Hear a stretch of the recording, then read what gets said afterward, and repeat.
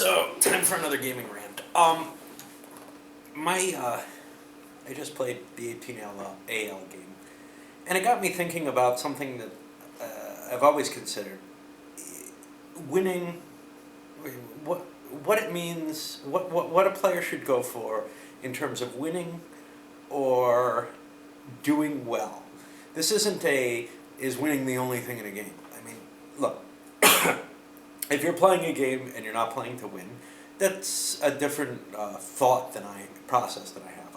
I'm not saying, try to misuse the rules or something like that. I'm just saying one, I think, should be trying to win some set of rules or some set of conditions that both players vaguely agree to. People who come up with their own victory conditions for a game because they can't make the ones that are there. For example, in an 18xx game, I want to make a big circle. That is a different subject entirely. What I'm curious about is the idea of, if you're in a position where you don't think you can win without taking a huge risk at losing badly, should you take that risk? Now, in a gambling game, let's say you're playing hearts at a penny a point, you probably want to restrict your risk. There's a meta game being played there with real money where, okay, I could win or I could reduce my losses at this point.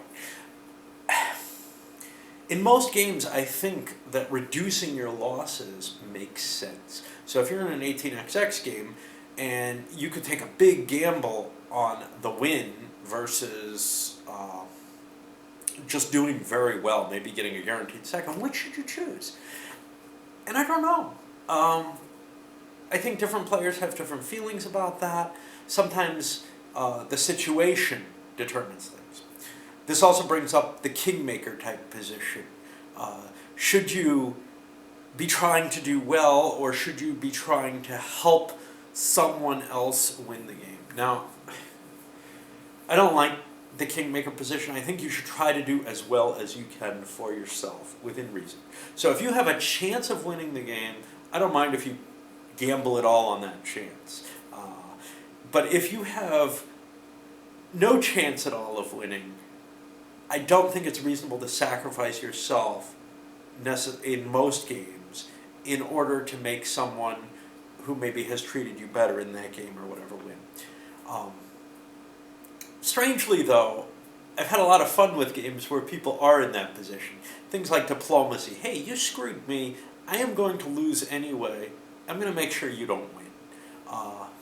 So, I don't know. It's a hard topic to look at, but I just wanted to babble about it a little while because I think that there's some interesting insight into people when you look at this. I think having a sort of metagame like gambling helps define that very clearly in front of people. They can judge their odds, But what does it mean to win a game versus I came in second, or I did really, really poorly. I lost horribly. And I just feel like you see something about particular people when you see how they play in particular circumstances. And I think I roam all over the map on this one.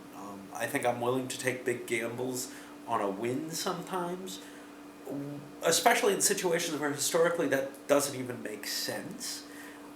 On the other hand, sometimes I would rather play conservatively. So in the 18AL game, we saw someone who was in a fairly good position take a risk and end up winning because of it. But they probably didn't need to take that risk. And in fact, that risk may not have been worthwhile in terms of overall position. And you see this kind of in tournaments. If you're guaranteed to move on if you're in the first two slots, don't play for first, you play for second. You play conservatively, right?